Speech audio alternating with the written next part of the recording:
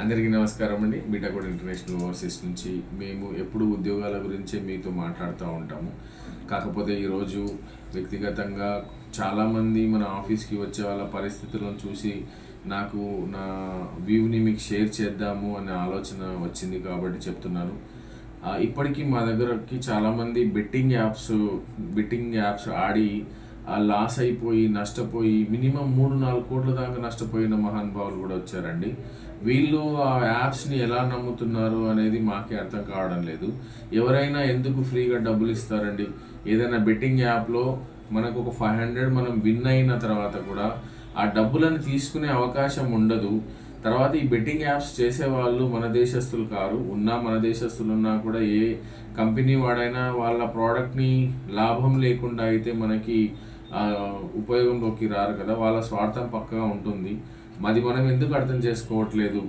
So easy money సంపాదించేద్దామనే ఆలోచనలో ఉన్న వాళ్ళు చాలామంది యువకులు ఈ బెట్టింగ్ గేమ్స్లలో పడి వాళ్ళ భవిష్యత్తుని నాశనం చేసుకొని విదేశాలకు వెళ్ళిపోయి మేము డబ్బులు సంపాదించుకుంటామని చాలామంది వస్తున్నారు. దయచేసి మా చిన్న రిక్వెస్ట్ ఏంటంటే, మీ అందరికీ తెలుసు, అయినా మాకు చెప్పాల్సిన అవసరం ఉంది. సమాజంలో ఉంటున్నాం కాబట్టి ఈజీగా అయితే మనీ రాదండి. కష్టపడితే కంపల్సరీగా మనకు భవిష్యత్తు అనేది ఉంటుంది. కష్టానికి తగ్గట్టుగా చదువు ఉండాలి. చదువు తగ్గట్టు టెక్నికల్ వర్క్స్ మీద అవగాహన ఉండాలి. తర్వాత నవేడేస్ అంతా కంప్యూటర్ జమానా, ఏఐ జమానా ఉంది కాబట్టి ఖచ్చితంగా ఎడ్యుకేషన్కి తగ్గట్టుగా స్కిల్స్ లేకపోతే భవిష్యత్తులో ఎక్కడా ఉద్యోగాలు రావండి.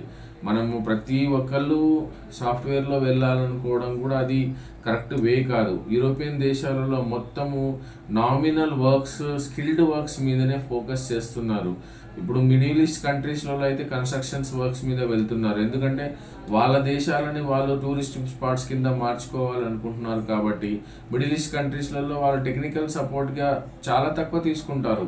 ఓన్లీ మామూలుగా మనం చేసే ఎలక్ట్రీషియన్, మేషన్, కార్పెంటర్, ప్లంబర్ ఆ వర్క్స్ మీద ఎక్కువ మంది వెళ్ళాల్సి వస్తున్న పరిస్థితి ఉంది. దయచేసి మీరు మీ భవిష్యత్తుని మీరు నిర్ణయించుకోబడుతుంది.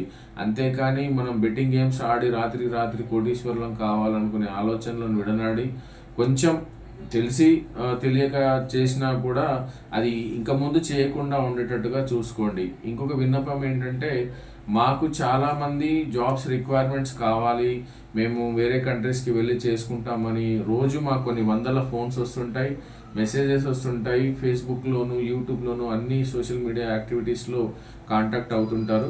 దయచేసి సింపుల్గా మీరు ఒక మెయిల్ పెట్టండి. మెయిల్లో మీ CV పంపించి మీ యొక్క జాబ్ డిస్క్రిప్షన్ని యాడ్ చేయండి. తర్వాత మీరు కాల్స్ చేయండి. కాల్స్కి మేము ఆ టైంకి స్పందించకపోయినా మళ్ళీ రివర్స్ కాల్ చేస్తూ ఉంటాం. మా టీం మొత్తం మీకు సహకారంగానే ఉంటుంది. ఖచ్చితంగా మా ఆఫీస్ని నమ్మిన వాళ్ళని ప్రతి ఒక్కళ్ళకి మేము ఉద్యోగం ఎక్కించాలనే అవకాశమే మేము క్రియేట్ చేస్తున్నాం. వాళ్ళకి ఉద్యోగం కల్పించేంత వరకు మేము కరెక్ట్గా వర్క్ చేస్తామని మేము మీకు చెప్తున్నాము. రెండవ విషయము, ఎవరైతే నిజాయితీగా జాబ్ వెళ్ళి అబ్రాడ్లో చేసుకోవాలనుకుంటున్నారో వాళ్ళు ఒకసారి దయచేసి మా ఆఫీస్ని విజిట్ చేయండి. ఆఫీస్ని విజిట్ చేయడం వల్ల మా గురించి మీకు తెలుస్తుంది, మీ గురించి మాకు తెలుస్తుంది, ఒక నమ్మకం ఏర్పడుతుంది. సో మేము central government of India external affairs minister licence holders మీ కాబట్టి మీకు 99% నుంచి 100% వరకు కూడా సేఫ్టీ జోన్లో మీరు ఉంటున్నారనే ఒక భద్రతా భావం ఏర్పడుతుంది. కాబట్టి దయచేసి నిజాయితీగా విదేశాలకు వెళ్ళాలనుకునే వారు ఎవరైనా కూడా మా ఆఫీస్కి వచ్చి విజిట్ చేయండి. మేము మా స్టాఫ్ ద్వారా తప్పక మీకు సహకారం చేస్తామని కోరుకుంటున్నాం. Thank you.